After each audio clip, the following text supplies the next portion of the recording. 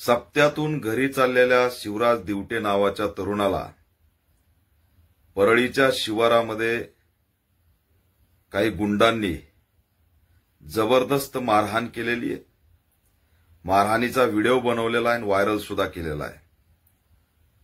या व्हिडिओ बनवण्याच्या पाठीमागे आणि व्हायरल करण्याच्या पाठीमागे मोठं षडयंत्र आहे की अजूनही आम्ही घाबरलेलो नाहीत, अजूनही आमच्या गँग सक्रिय आहेत। निवडणुकांच्या तोंडावरती अशा पद्धतीने मारहाण करून व्हिडिओ व्हायरल करणे हा एक सुनियोजित कट आहे। त्याच्यामुळे या प्रकरणाची सखोल चौकशी झाली पाहिजे। तुझाही संतोष देशमुख करू म्हणून शिवराज दिवटेला मारण्यात आलेला आहे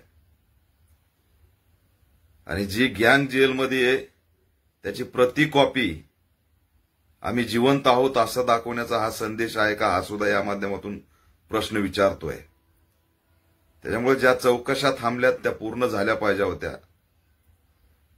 एवढ्या मोठ्या घटनेनंतर सुद्धा बीड जिल्ह्यामध्ये भीती बसत नाही, कायदा व सुव्यवस्था राखला जात नाही, पोलिसांचा धाक राहत नाही।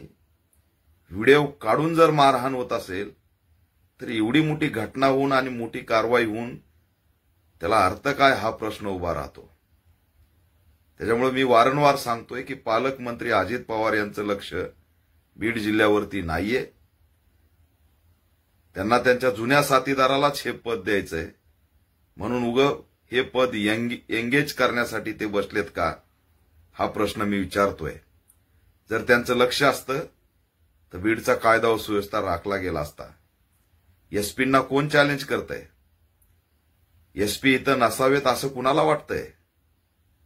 हे एसपींना चॅलेंज आहे, हे पोलिसांना चॅलेंज आहे आणि कुठंतरी या ठिकाणी मोठं षडयंत्र आहे, त्याशिवाय ही घटना घडलेली नाही।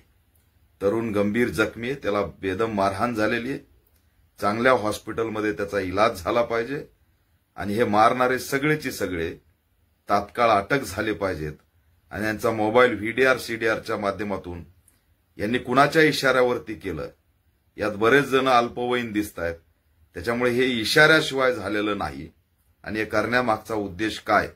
स्थानिक स्वराज्य संस्थेच्या निवडणुका आहेत, हे कुणाला भयभीत करायला निघालेत, कसलं ध्रुवीकरण करायला निघालेत, याची चौकशी झाली पाहिजे आणि एसपींनी ठोस भूमिका घेतली पाहिजे। पालकमंत्री अजितदादा पवार, मी पुन्हा एकदा आवाहन करतोय, वेळ देता येत नसेल तर राजीनामा दिला पाहिजे।